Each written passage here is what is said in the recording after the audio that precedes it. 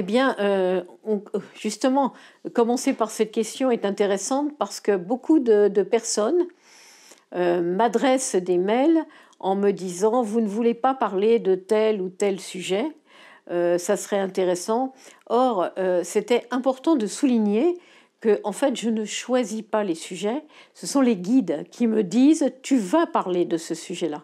Donc je ne sais jamais à l'avance de quoi je vais parler dans la vidéo qui suit, dans la prochaine vidéo. Voilà, donc ce sont eux qui me donnent le thème, et cette fois-ci, ils m'ont donc demandé de parler du guide. Alors pourquoi parler du guide? Parce qu'actuellement, par rapport à tout ce qui se passe, par rapport à tous les changements, par rapport à cette période de mutation, toutes ces perturbations que l'être humain peut vivre, le guide prend une place primordiale. Alors il a toujours eu cette place, mais disons que maintenant, de plus en plus, il nous explique qu'il est important qu'on prenne conscience de leur existence, du fait qu'ils sont là pour nous aider, pour nous accompagner et surtout pour toujours nous tenir la tête hors de l'eau. Donc, je comprends pourquoi ils m'ont demandé de parler du guide.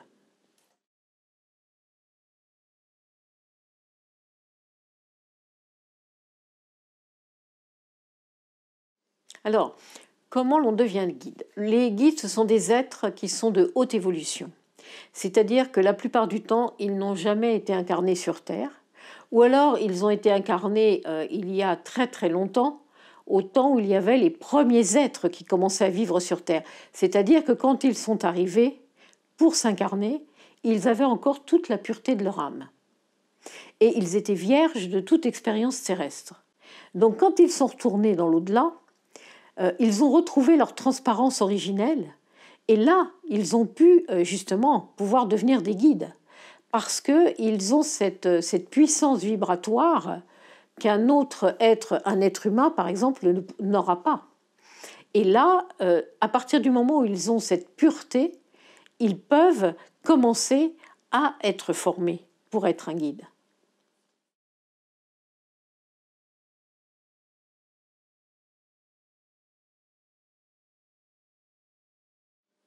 Alors, a-t-il un nom? Ça, c'est quelque chose qui revient régulièrement, qu'on me demande régulièrement. Il faut savoir qu'une âme de l'autre côté n'a pas besoin d'avoir un nom. Le prénom ou le nom, c'est ce qui nous sert sur Terre pour que notre enveloppe soit reconnue et soit différenciée d'autres enveloppes. C'est l'âme qui se fait reconnaître sur Terre en prenant un prénom, par l'enveloppe qui aura ce prénom. Mais un guide, comme il est de l'autre côté, il n'a pas besoin de nom. Si quelquefois ils en donnent, c'est tout simplement parce que leur protégé a besoin de repères. Et que, comme ils savent qu'on marche beaucoup avec des repères sur Terre, ils vont donner un nom, mais qui est un nom qui ne correspond peut-être pas à celui qu'ils ont eu dans d'autres vies. Et ça n'a aucun intérêt pour eux. Par contre, c'est vrai qu'ils nous disent, si vous avez besoin, parce que vous avez besoin d'un repère, vous avez besoin de nous appeler, bah, donnez-nous le nom que vous voulez. Donc ça c'est par rapport au nom. Maintenant, comment il est formé, ce guide? Eh bien, dans le dernier enseignement que j'ai reçu, ils m'ont expliqué qu'en fait, il y a des guides de très haute évolution. Donc, si vous voulez, c'est toujours une évolution permanente, même pour un guide. Et donc, c'est ceux qui sont d'une la plus haute évolution qui vont commencer à former un être, une âme pure, qui peut accéder à ce titre d'être guide après, c'est-à-dire qui accepte, qui veut bien l'être. Et donc va être formé par ces guides qui sont de très haute évolution. Alors tout à l'heure je vous ai parlé que ce sont des êtres qui ont vécu bien longtemps sur Terre, s'ils ont été sur Terre, et dans les premiers temps où il y avait les incarnations sur Terre, mais comme le temps n'existe pas, peu importe, si ça fait 2000, 3000, 10 000 ans, peu importe. Pour eux, et donc, ils sont formés par tous ces guides de haute évolution qui vont leur apprendre au fur et à mesure comment on peut être guide, comment on peut aider un humain sur Terre. Et donc, il va être formé, ça ne va pas se faire, alors il n'y a pas de temps, donc on ne peut pas dire ça va se faire en tant de temps, puisque le temps n'existe pas, mais disons que c'est un être qui va devoir passer, déjà, par tous les systèmes solaires et non solaires qui peuvent exister. C'est-à-dire qu'il va être formé sur toutes les planètes qui puissent exister, dans tous les systèmes qui peuvent exister dans l'univers. Donc ça veut dire que c'est une évolution qui se fait au fur et à mesure. Alors, bien sûr, même s'il est passé sur Terre, c'était vraiment dans les toutes premières vies il y a longtemps, et évidemment, c'est pas la Terre qui est la plus grande, qui a la plus grande évolution. Donc, plus il va aller sur les autres sphères, plus il va avoir une évolution qui va grandir et qui va lui permettre après de pouvoir accéder à ce rôle de guide.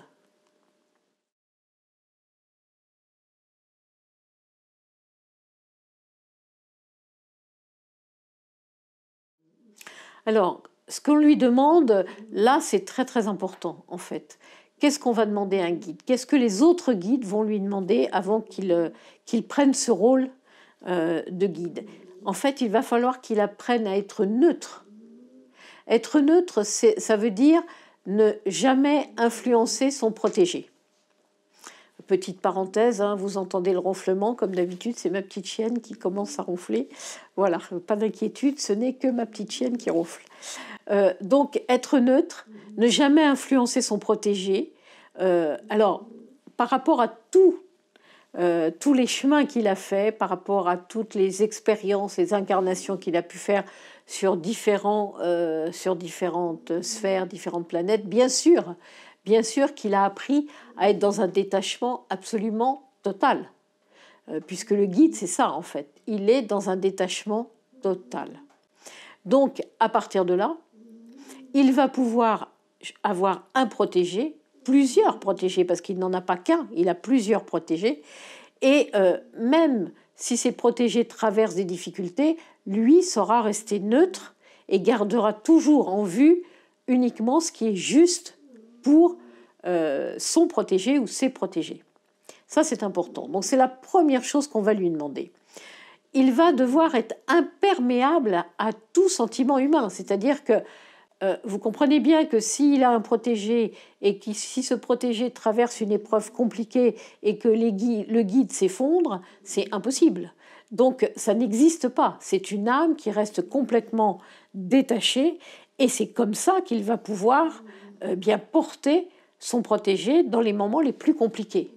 Donc, bien sûr qu'il devra toujours être complètement imperméable à tous les ressentis qui sont sur Terre, mais, et là c'est là où c'est fantastique, c'est que bien qu'il soit imperméable à tous les ressentis, il les connaît. Il les connaît et il peut savoir ce que son protégé ressent. C'est-à-dire qu'il a la possibilité, bien sûr qu'il a tous les ressentis de l'au-delà en tant qu'âme, mais il a aussi les ressentis, il peut connaître les ressentis de son protégé. La peine, la joie, il sait ce que c'est. Voilà ce qui est extraordinaire, parce que c'est un être qui va être plein d'amour et toujours bienveillant par rapport à son protégé. Et bien sûr, il ne sera jamais, absolument jamais dans le jugement. Quoi que son protégé fasse, il le relèvera, il le remettra sur la route, il essaiera de lui montrer ce qui est le plus juste. Et voilà ce qui est fantastique par rapport au guide qui est à côté de nous. Et puis, il devra aussi toujours laisser le libre arbitre à son protégé. C'est-à-dire que jamais un guide ne va vous imposer quoi que ce soit. Jamais. Il va toujours, en dernier lieu, il va nous montrer ce qui est juste pour nous. Face à une difficulté, une épreuve qu'on traverse, une situation, quelle qu'elle soit, il va nous orienter, il va essayer de nous montrer ce qui est juste. Mais notre libre arbitre comptera et c'est nous qui aurons en dernier lieu le choix de suivre ce qu'il nous a montré ou pas. Vous savez, quelquefois, j'ai des personnes qui me disent « Ah, mais de toute façon, le guide va toujours me protéger pour toutes les situations. » Et là, non.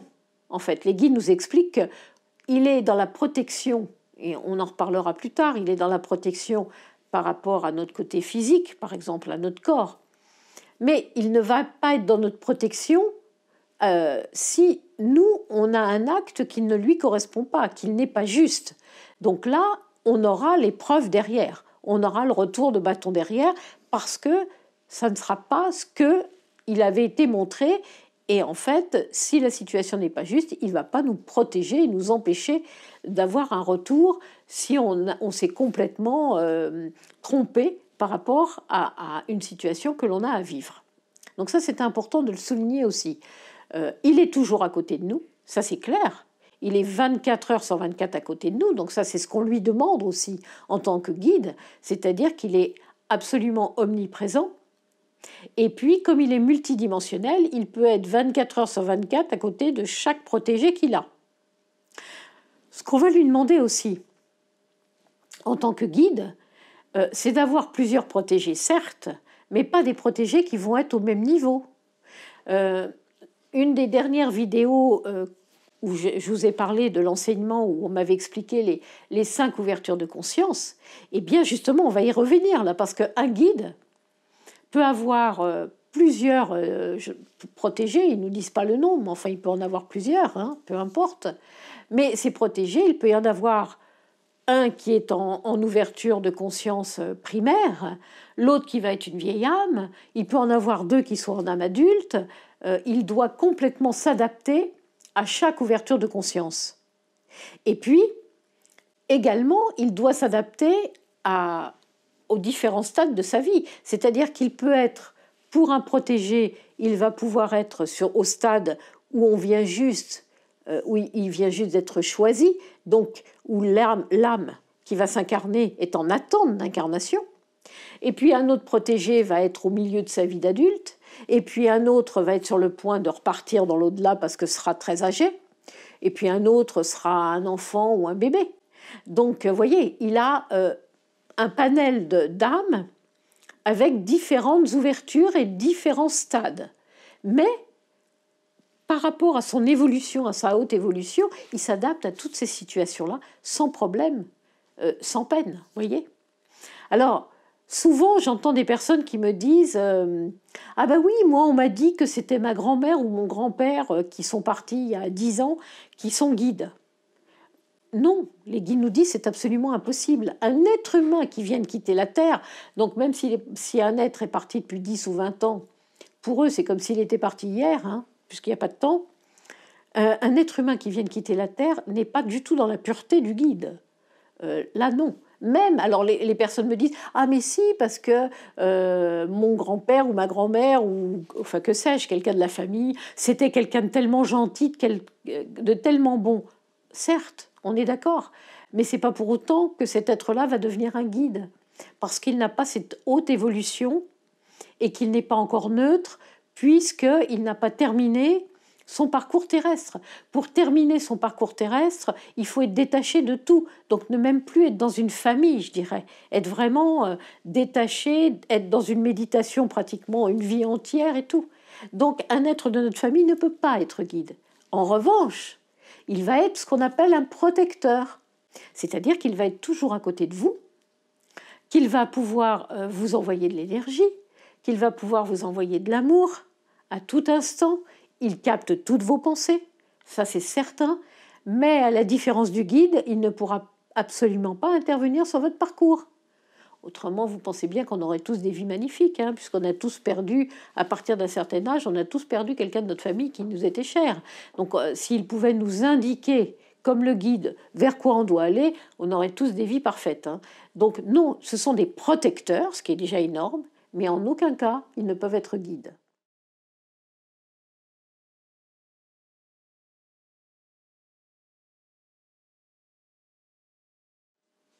Oui, bien sûr. D'après ce qu'ils nous disent, les guides continuent d'évoluer. Ils sont dans leur éternité d'âme. Donc, en fait, ils partagent leur évolution avec d'autres êtres qui ont accompli d'autres parcours sur d'autres systèmes, d'autres planètes, et qui sont dans des évolutions, des avancées technologiques et spirituelles de haute dimension. Ce qui leur permet voilà, ce qui permet aux guides d'évoluer tout le temps. C'est un perpétuel mouvement. En fait, c'est ce que les guides nous expliquent tout le temps, nous disant que ce soit pour vous, pour tous les êtres qui sont dans l'univers, les âmes qui sont dans l'univers, c'est un perpétuel mouvement. Donc, on ne peut pas dire qu'à un moment donné, on est arrivé au stade où il n'y a plus d'évolution. C'est tout le temps cette évolution. C'est comment dire, perpétuelle évolution. C'est ça l'éternité d'âme.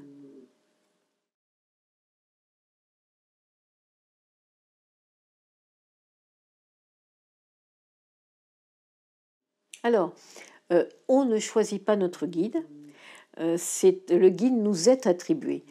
C'est ce qu'ils appellent, en fait, comment il nous est attribué lors de réunions de guides. Ils nous expliquent qu'il y a des réunions de guides de haute instance et qu'en fait, par rapport à l'âme qui a décidé de s'incarner et par rapport à ce qu'elle doit vivre dans cette incarnation, un être, un guide, va lui être attribué pour l'accompagner durant tout son parcours. Donc c'est cette réunion des guides de lumière qui vont décider de quel guide sera le mieux, avec l'accord du guide, bien sûr, de celui qui va aider à se protéger. Eh bien, ensemble, ils vont décider que, oui, effectivement, c'est cet être-là qui va être prêt de se protéger pour l'aider tout au long de son parcours. Alors, à quel moment ce guide intervient? On a vu dans une autre vidéo où je vous avais expliqué, je crois, la descente vibratoire d'une âme. Et je vous avais expliqué qu'en fait, cette âme, elle quittait son groupe pour descendre et que pour pas que ça soit trop lourd vibratoirement à vivre, puisque automatiquement, au fur et à mesure, ces vibrations, elles descendent dans des vibrations qui sont beaucoup plus basses, eh bien, elle faisait cette descente par palier. Et en fait, c'est au dernier palier que le guide va lui être attribué. Quel est ce dernier palier? C'est juste avant l'incarnation. C'est le palier où en fait l'âme va commencer à tourner autour de la future mère. Elle connaît déjà les parents, même si les parents ne se sont pas encore rencontrés, mais elle sait qui sera son père et qui sera sa mère. Et donc elle est dans cette attente. Sur ce palier, c'est l'attente de l'incarnation. Et c'est là où le guide va venir, puisque justement, pour qu'elle connaisse son père et sa mère, c'est que le guide intervient et ensemble, ils vont choisir. C'est-à-dire qu'ensemble, ils vont commencer à voir ce que sera la future vie, le futur parcours de cette âme qui désire s'incarner.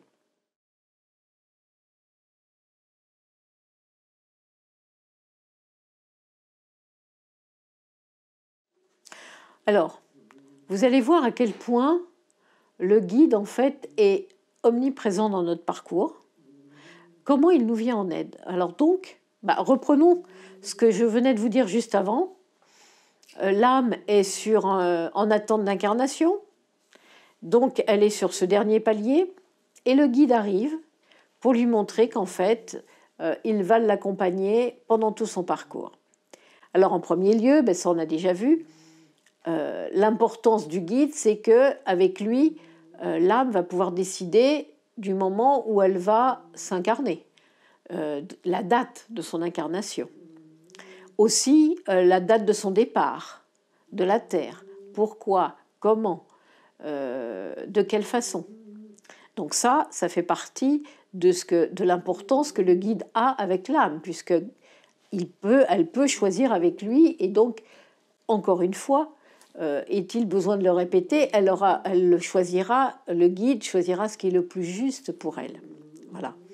Le prénom va être aussi choisi, puisque il est bien évident que même si les parents ont l'impression de choisir le prénom, c'est avant tout l'âme qui l'imprime dans la tête des parents. Quand l'âme est en attente d'incarnation, le choix qui va être aussi primordial, et là où le guide va beaucoup aider, c'est pour choisir les parents, par rapport à ce qui n'a pas été compris dans la vie d'avant.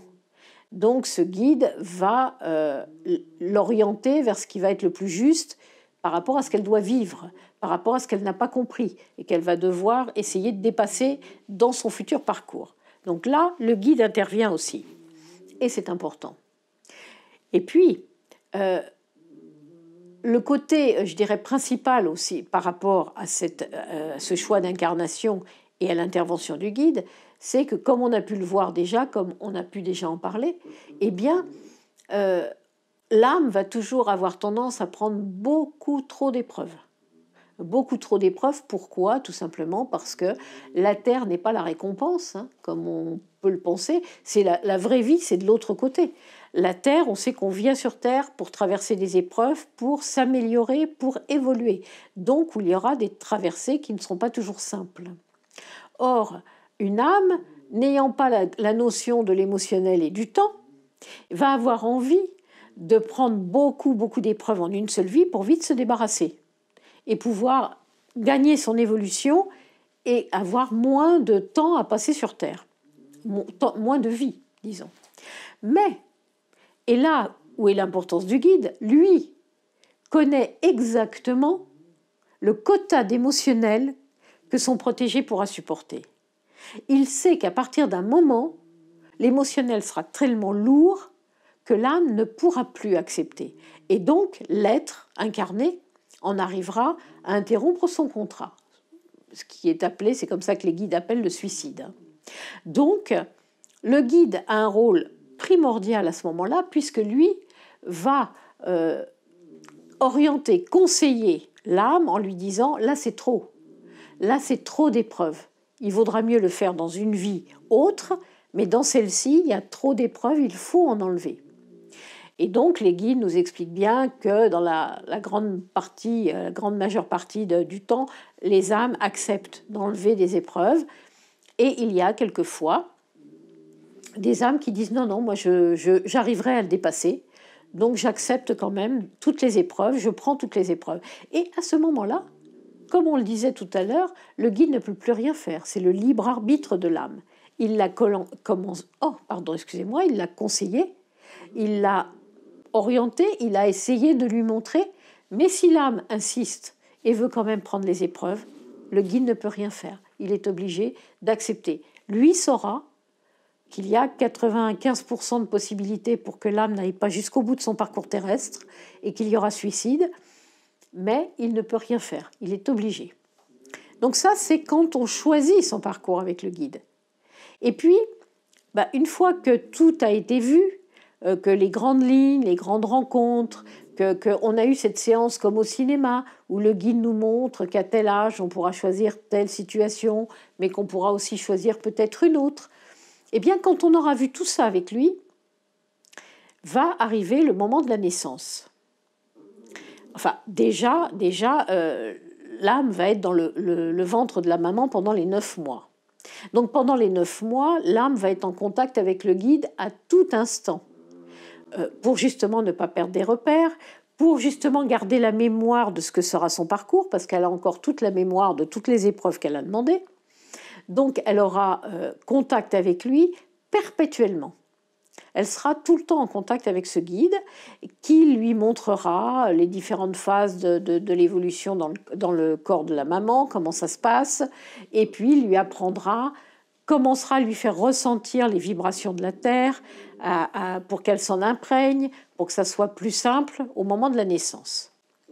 Et puis arrivera la naissance. Donc là, c'est un moment très fort où notre guide est tout le temps avec nous et nous aide pendant tout le moment de cette naissance qui est très compliquée, ils nous disent, très très compliquée. Alors pour la maman, certes, mais pour l'enfant qui naît aussi, parce que c'est un moment de douleur, puisque quelque part, cette âme qui était dans un cocon baigné de l'amour, de la lumière divine, disons, dans cet amour créé par la maman, et puis entourée du guide et de tous les êtres de l'autre côté, va se retrouver d'un seul coup incarné, va se retrouver être humain, va naître avec une lumière qui va être artificielle, avec une chaleur qui ne sera plus là, donc qu'il retrouvera relativement vite en étant contre sa maman, mais il y a un laps de temps où il n'y a pas cette chaleur, donc c'est un moment très compliqué, et les guides sont là pendant ce moment-là, à tout instant, pour guider cette âme, pour que ça se passe le mieux possible.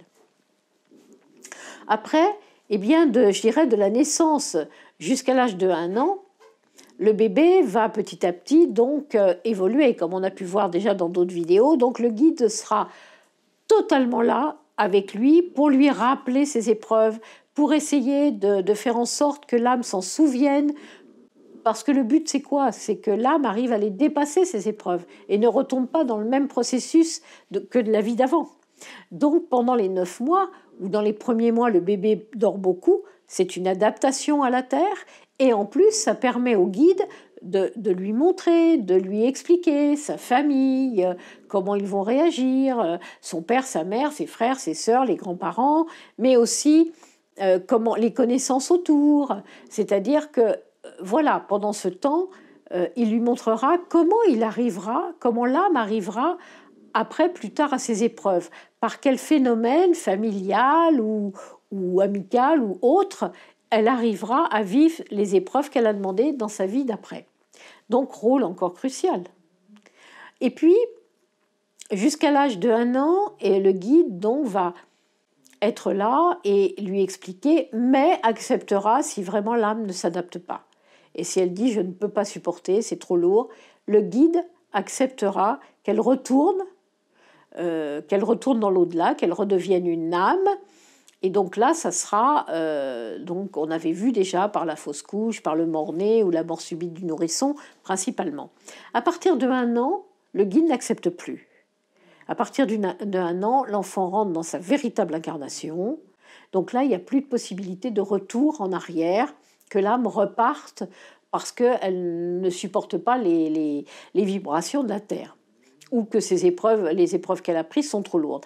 Donc, le guide explique bien à l'âme que là, elle rentre dans son incarnation. Et puis, si après l'âme s'en va, à 1 an, à 2 ans, si l'enfant part à 1 an, 2 ans, 3 ans, voilà, là, ça fait partie de son chemin. C'est-à-dire que ça fera partie de l'incarnation. Et c'est un choix que l'âme aura fait avec le guide, parce que le guide lui aura expliqué que si elle accepte de faire un parcours très court sur Terre, ça sera aussi pour l'évolution de ses parents. Alors je sais que ce que je suis en train de vous dire est énorme et paraît complètement peut-être monstrueux pour des parents qui ont perdu des enfants d'expliquer ça comme ça, mais c'est le message que les guides nous expliquent en nous disant il s'agit d'évolution d'âme. Et même si c'est compliqué à accepter sur Terre, il faut comprendre que les âmes ont demandé et accepté de vivre ces épreuves-là, aussi bien l'enfant que les parents. Bien sûr, sur Terre, on ne se rappelle plus.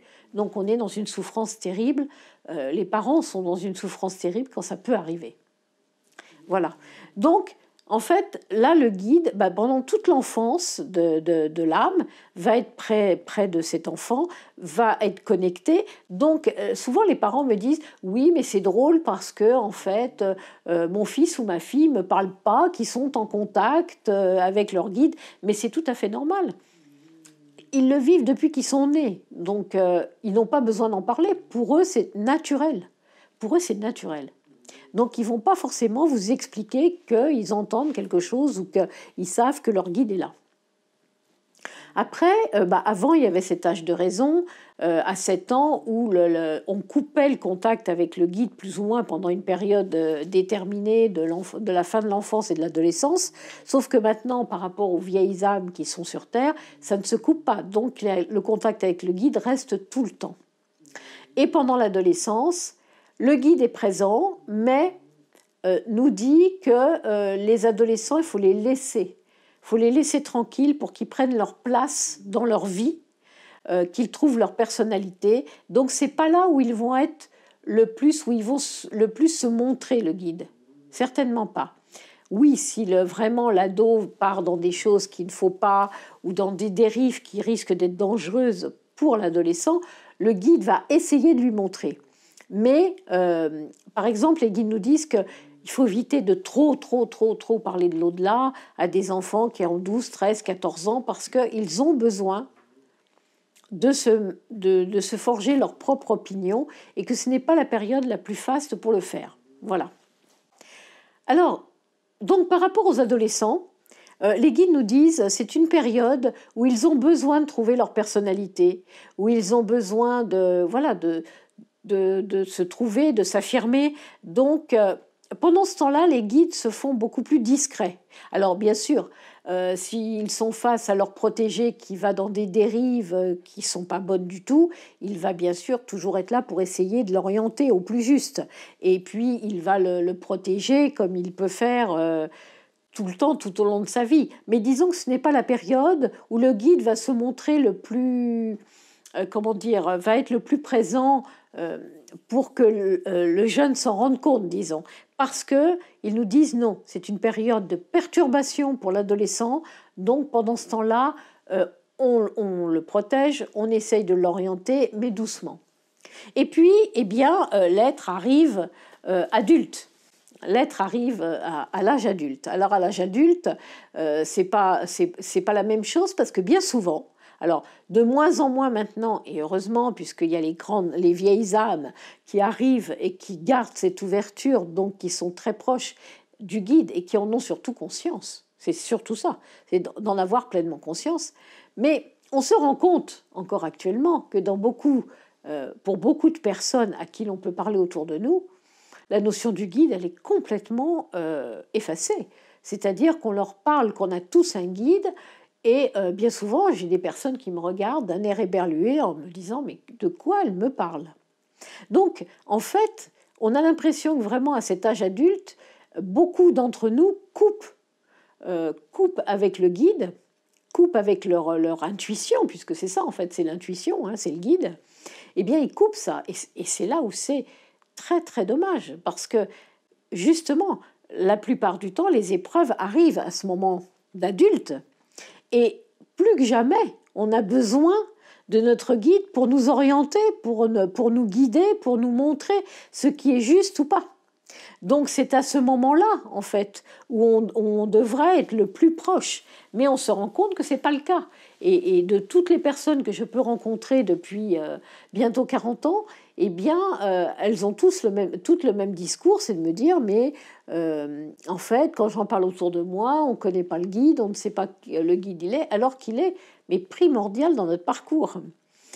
Mais c'est une notion qui est complètement, la plupart du temps, effacée de notre esprit. Et donc, voilà l'importance de comprendre qu'en fait, il faut absolument se rapprocher de notre guide le plus rapidement possible, je dirais, surtout actuellement par rapport à tout ce qu'on traverse. Parce que il est notre soutien. C'est lui qui nous permet, si on reste fixé sur lui, centré sur lui, c'est lui qui va nous permettre de dépasser toutes les épreuves. D'ailleurs, ils nous le disent depuis plusieurs années maintenant, où personnellement, par rapport aux enseignements que j'ai reçus, ils ne m'ont pas expliqué ce qui allait se passer. Ce qu'on est en train de vivre là, ils ne m'ont pas expliqué. Par contre, ils m'avaient expliqué qu'il allait y avoir de grosses perturbations. Ça, c'est clair.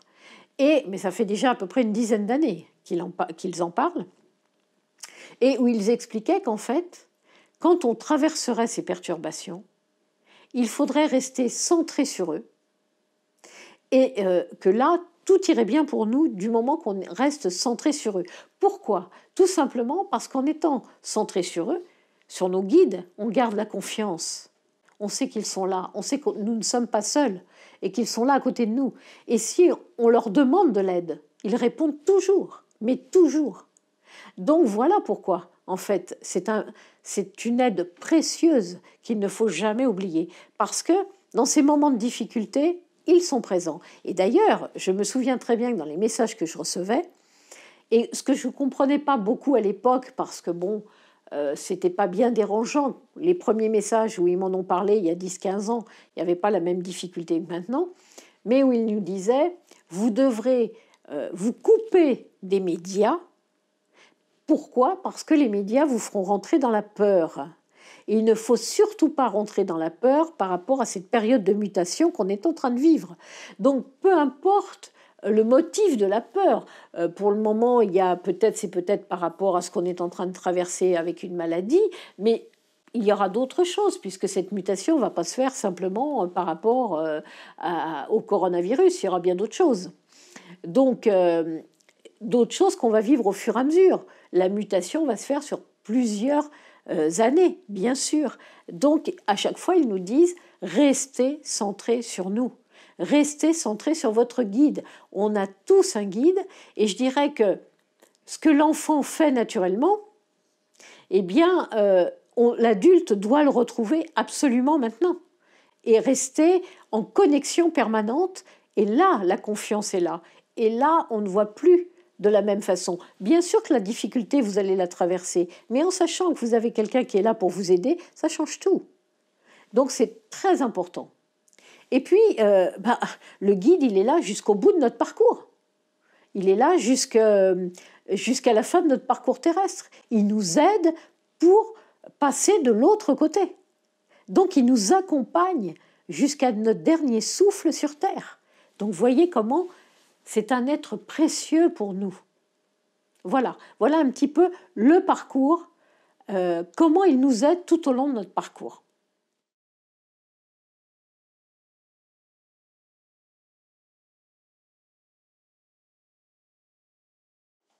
Alors non. En fait, les guides nous expliquent que non, nous n'avons pas le même. C'est-à-dire qu'il va rester avec nous dans l'au-delà quand on part de l'autre côté, jusqu'à temps qu'on puisse, qu'on puisse arriver à évoluer seul. Une fois qu'on a compris, mais ça je vous l'expliquerai un petit peu plus tard. Et après, quand l'âme rejoint son groupe d'âmes, eh bien le guide, lui, n'a plus de raison de rester près de nous. Et si on choisit une autre incarnation, ou par rapport aux incarnations antérieures, eh bien, ce sont des guides à chaque fois différents par rapport à ce qu'on vient vivre. Voilà, donc non, il n'y a jamais le même guide, en fait. Voilà.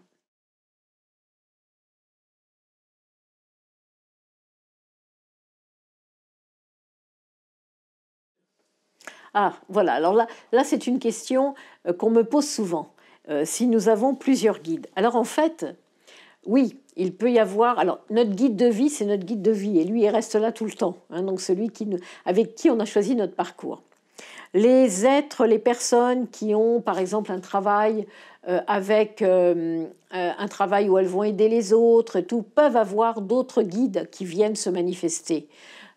Soit par exemple, pour ceux qui travaillent dans les énergies, ce sont des êtres qui vont être là pour nettoyer le lieu, en même temps que le guide de vie qui est présent, ou qui vont aider. Alors vous pouvez avoir des êtres qui, par exemple, pour un chirurgien qui a été déjà chirurgien dans une autre vie et qui va aider un chirurgien actuel en l'aidant lors des opérations.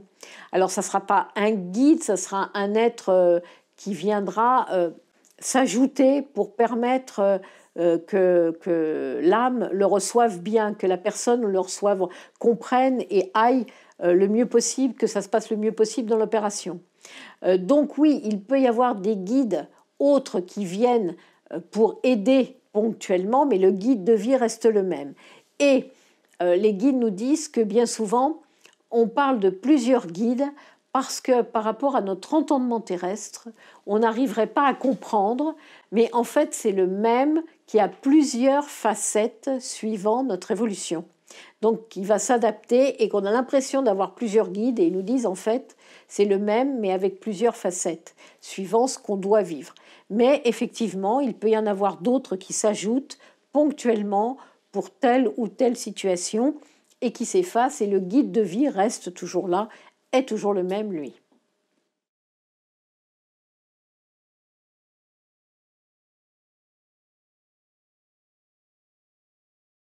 Ah, question importante, parce que ça c'est une question qui revient régulièrement. Comment nous pouvons entendre notre guide? Comment il se manifeste? Alors comment nous pouvons l'entendre? Déjà par l'intuition. Nous avons tous de l'intuition. À nous de la développer, cette intuition. Attention, je précise, intuition ne veut pas dire médiumnité. Très souvent, les personnes confondent et vont me dire « on m'a dit que j'étais médium parce que j'ai de l'intuition ». C'est pas ça, être médium. Hein. Être médium, c'est entendre et voir les personnes qui sont passées de l'autre côté. Mais l'intuition, c'est le guide. Donc, on peut tous, tout être humain peut entendre son guide. Donc tout être humain peut développer cette intuition pour l'entendre. Alors on va l'entendre de différentes façons. Il est évident que si vous êtes médium, donc si vous entendez les êtres de l'autre côté ou si vous les voyez, vous allez pouvoir entendre votre guide parler. Vous parlez dans votre tête, c'est pas à l'oreille, c'est dans la tête. C'est comme une pensée, mais qui se traduit comme si on nous parlait, comme un dialogue. Ça, c'est une chose. Mais vous pouvez aussi ressentir, c'est-à-dire avoir un ressenti très fort par rapport à une situation. Vous ne savez pas pourquoi, mais vous dites, il faut que je fasse ça comme ça. Ben là, c'est le guide. Là, c'est sûr, c'est le guide. Ou alors, vous allez être en train d'être chez vous, avoir une occupation tout à fait ordinaire, et d'un seul coup, vous avez une idée qui s'impose par rapport à une situation ou un problème auquel vous ne pensiez pas du tout. Et là, oui, là, vous vous dites, là, c'est le guide. Vous savez, cette expression qu'on a toujours de dire j'aurais mieux fait de suivre ma première idée. La première qui nous est envoyée, c'est lui. C'est le guide qui nous l'envoie. Mais ce n'est pas toujours ce qui nous arrange. Parce que il faut comprendre que le guide n'est pas là pour nous passer de la pommade et pour nous dire tout ce qu'on a envie d'entendre et être toujours d'accord avec nous. Pas du tout. Justement, le véritable amour, c'est ça. C'est de ne pas toujours aller dans le même sens que la personne, mais de montrer ce qui est juste. Et le guide, c'est ça. Le guide va vous montrer la situation qui va être la plus juste pour vous. Celle qui vous convient le mieux. Mais ce n'est pas toujours celle qui nous arrange. Donc voilà pourquoi toute cette expression « j'aurais mieux fait de suivre ma première idée ». Parce que la première idée, il nous l'envoie, et bien souvent les guides nous disent « on vous entend dire « oui, mais ». Et ils nous disent « le oui, mais » fait que vous partez dans autre chose. Et que vous allez passer dans différentes situations pour quelquefois revenir à cette première idée. Parce que finalement, après avoir expérimenté différentes autres solutions, vous vous êtes aperçu que c'était celle-là qui était la plus juste. Et comme nous avons le libre arbitre, jamais il va nous en empêcher. Donc, il nous laisse faire, tout en sachant que les situations qu'on choisit, ce n'est pas juste. Alors, quelquefois, j'ai des personnes qui me disent « oui, non, mais moi, mon intuition, en fait, elle me trompe. Parce que je reçois l'idée, je la suis, et puis ça ne va pas. » Et là, quand je parle avec la personne, je lui dis, c'est-à-dire, vous la suivez, mais vous la suivez de façon, vous prenez la situation telle qu'elle vous a été envoyée brute, l'idée telle brute, où vous commencez à dire, ah oui, parce que c'est, ah bah oui, c'est pour ça qu'on me l'envoie, parce qu'il y a telle ou telle chose. Et souvent, la personne me dit, ah bah oui. Donc, à partir du moment où on réfléchit, on commence à réfléchir, on y met notre intellect. Donc, ce n'est plus pur. Donc, ce n'est plus l'intuition. C'est vraiment, l'intuition, c'est vraiment de dire, ah, j'ai reçu ça comme ça, je fais ça comme ça. Pas chercher trop à comprendre, en fait. La frontière est mince entre le guide et nous. Hein. C'est nous qui nous compliquons les choses. Hein. Donc voilà. Donc ça, c'est important aussi. Et puis, par rapport au guide, comment aussi on peut le capter? Vous avez toujours un moment le soir et le matin. Alors le soir, quand vous vous endormez, vous n'êtes plus totalement réveillé, vous n'êtes pas encore complètement endormi. Là, vous captez tout, vous êtes en direct, en lien direct avec votre guide. Donc là, vous pouvez lui demander tout ce que vous voulez. Alors, à partir du moment où les questions sont justes, hein, pas n'importe quoi, on est bien d'accord. Hein. Mais si c'est une question pertinente par rapport à quelque chose que vous traversez dans votre parcours, vous lui demandez s'il peut vous donner la réponse. Eh bien, faites attention quand vous vous réveillez le lendemain matin, la première pensée que vous avez. Et bien souvent, votre réponse, vous l'avez. Pourquoi? Parce que pendant la nuit, on sort de notre intellect. Et donc, le guide peut nous imprimer beaucoup mieux, beaucoup plus facilement les choses. Donc, voilà pourquoi c'est important. Et puis, vous avez la même chose le matin. C'est-à-dire, vous n'êtes pas complètement réveillé et vous n'êtes plus complètement endormi. Et là aussi, vous pouvez lui demander. À tout instant, vous pouvez lui demander les choses. À ces moments-là, vous êtes en contact direct. Donc ça, c'est important. Vous prenez une décision. Jamais il va faire un choix à votre place. Ça, le guide, non. Si vous lui demandez qu'est-ce que je dois faire, là, vous allez attendre la réponse longtemps et il ne vous le donnera pas. Mais si vous prenez une décision et que vous dites à votre guide, peux-tu me dire si ce que j'ai choisi est juste? Eh bien, vous pouvez être sûr que dans la journée, vous avez votre réponse. ou le lendemain. Dans la rue, un panneau publicitaire, voilà, que vous voyez sur un bus, dans une vitrine de commerçant, vous allez rencontrer quelqu'un qui va vous parler, qui va vous donner la réponse sans même s'en rendre compte. Mais vous avez votre réponse, je peux vous l'affirmer, faites-le, vous allez voir, ça marche. Il nous donne la réponse. Donc vous voyez que il n'y a pas besoin souvent on me dit ah non mais moi je suis pas médium, je peux pas l'entendre. Il n'y a pas besoin d'être médium pour avoir contact avec son guide. Hein. Tout le monde peut avoir ce ressenti et cette intuition qu'on peut développer, c'est-à-dire en fait c'est le lâcher prise, c'est d'arriver à lâcher prise. D'arriver à dire, je ne mets pas ma pensée, j'attends de voir. Exercez-vous, par exemple, avec une personne que vous ne connaissez pas et qui vient vers vous la première fois.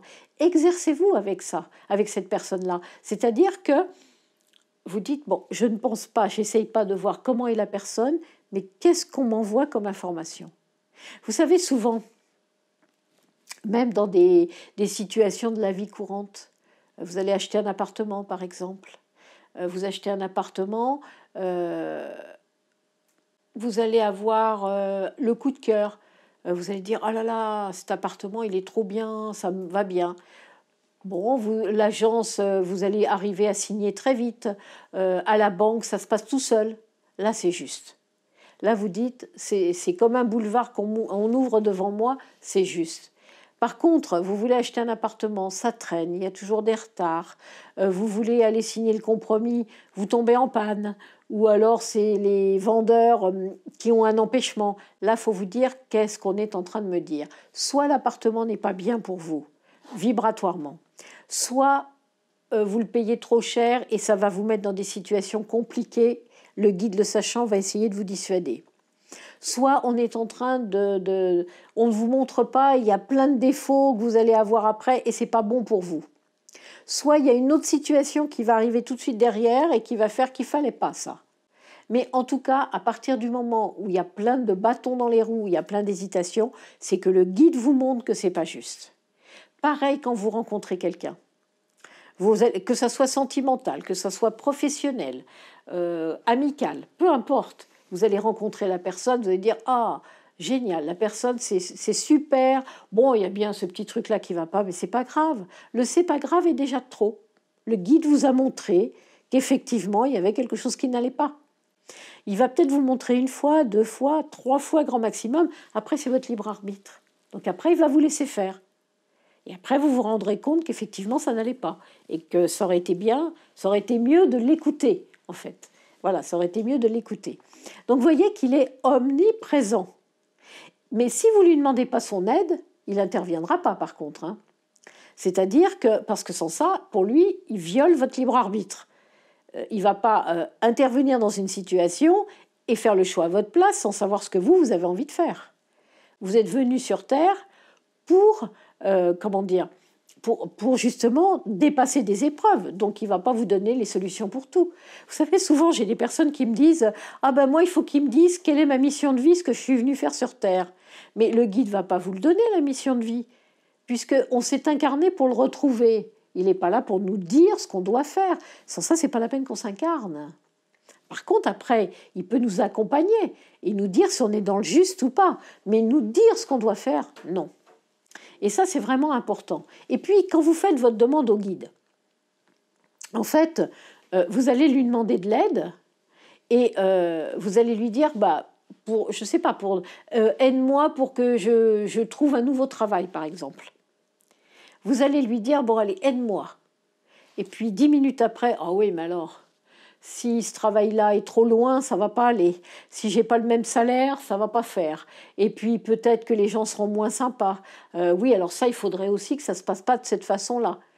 Là, à partir de là, vous avez tout rebloqué. Hein. Donc il n'y a rien qui se passera. Encore une fois, là, c'est le lâcher prise.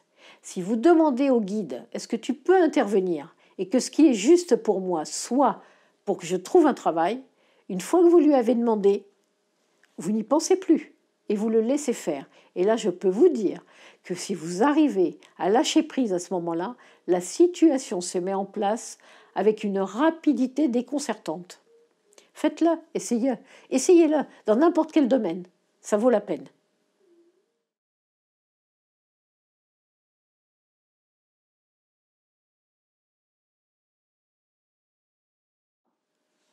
Oui, oui. Et là, il ne faut pas s'inquiéter. Les personnes me disent souvent, par moment, j'ai l'impression qu'il n'y a plus personne. Alors, ce qu'il faut savoir, c'est que quand on ne ressent plus son guide, c'est que c'est nous qui sommes mal. Ce n'est pas que le guide n'est pas là. C'est nous qui traversons un problème compliqué. Et donc, on se met comme une chape de plomb au-dessus de notre tête. Hein. Donc, le guide est toujours là, comment dire, nous oriente, essaye de nous guider pareil. Simplement, nous sommes tellement préoccupés que nous coupons. Et nous ne sommes que dans notre intellect. Donc, on ne le ressent plus. Et puis, ça peut arriver aussi qu'il y ait des moments où vous avez l'impression que vous êtes en roue libre, c'est-à-dire, bien souvent, c'est après une épreuve assez lourde, une situation compliquée. Vous allez faire ce que les guides appellent monter d'un palier. C'est-à-dire que vous allez, en évolution, monter vibratoirement. Et donc, le guide, en vous faisant monter, va se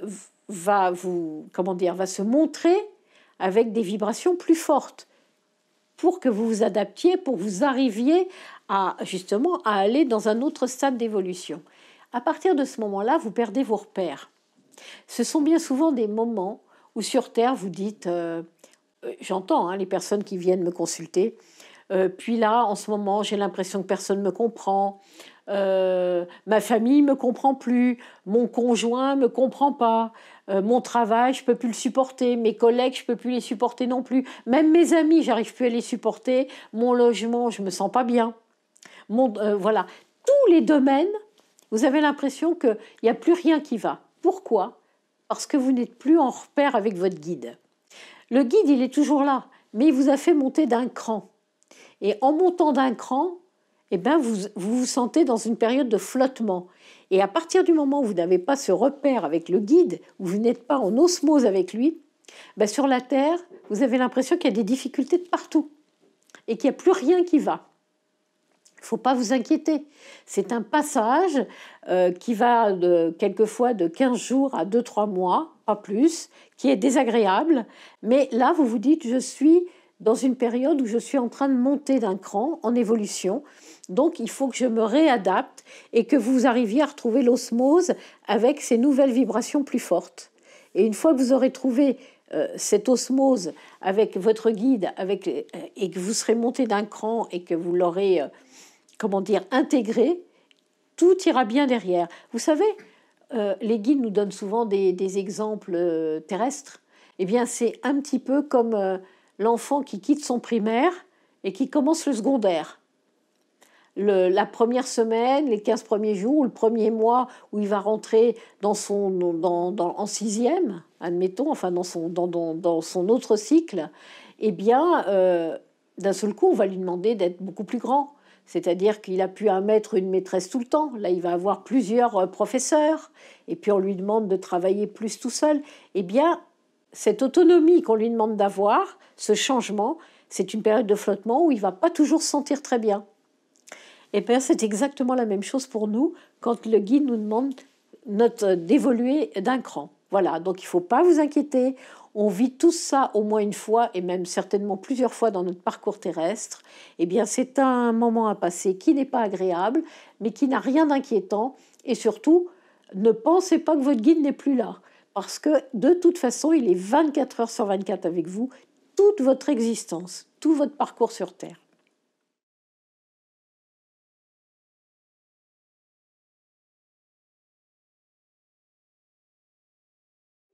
Oui, bien sûr, le guide reste avec nous, parce qu'en plus, il a un rôle primordial, disons.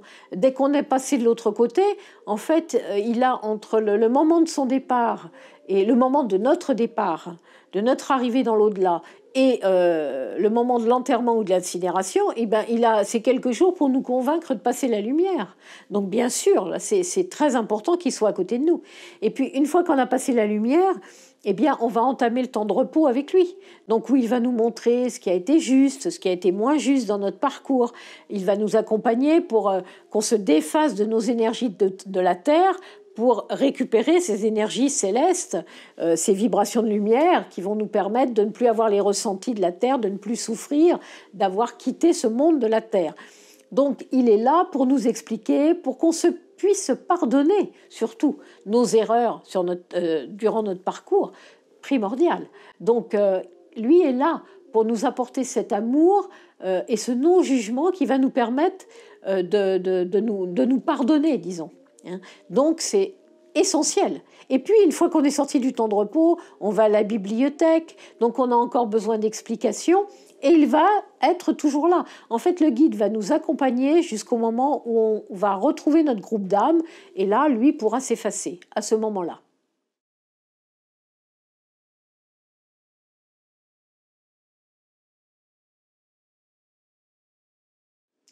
Alors pour conclure, moi je vous dirais quoi? Moi pour conclure, je vous dirais que le guide, il n'y a pas un être sur Terre qui vous aimera plus que lui. Vous pouvez avoir des êtres qui vous aiment plus que tout sur la Terre, mais jamais, jamais un être qui vous donnera autant d'amour, qui ne sera pas toujours indulgent avec vous, c'est-à-dire dans le sens où qui, effectivement, comme on a vu tout à l'heure, qui va peut-être vous montrer une orientation qui ne vous conviendra pas, mais ça sera toujours par amour pour vous, parce que son but premier, c'est que en quittant la Terre, vous vous disiez, eh ben voilà, ce que j'avais demandé à faire dans mon parcours, je l'ai accompli. C'est son rôle, c'est le rôle qu'il a de vous rapprocher au plus près de ce que vous avez demandé. Et tout ça sans jugement et avec un amour infini. Donc on ne peut que le remercier. Je pense que ça c'est important parce que bien souvent on oublie et c'est tellement important de le remercier, de lui parler et de lui dire la chance qu'on a de l'avoir avec nous, de l'avoir près de nous et qu'il veuille bien rester bien jusqu'à la fin de notre parcours, donc ça se fera, mais qu'on le remercie d'être là jusqu'à la fin de notre parcours. Parce qu'il faut savoir aussi que le guide nous évite tout ce qui n'est pas marqué dans notre parcours de façon physique par rapport à notre corps. Donc ça, c'est quelque chose, par contre, il sait les épreuves qu'on a choisies, et si ce ne sont pas des épreuves par rapport à notre corps, tout ce qui pourra nous arriver sera évité. Donc on ne se rend pas compte à quel point il nous aide chaque jour, à chaque minute, à chaque seconde de notre parcours sur Terre, qu'on soit dehors, qu'on soit chez nous, qu'on soit partout. On ne peut que lui dire merci, être dans une gratitude infinie par rapport à lui. Voilà, merci.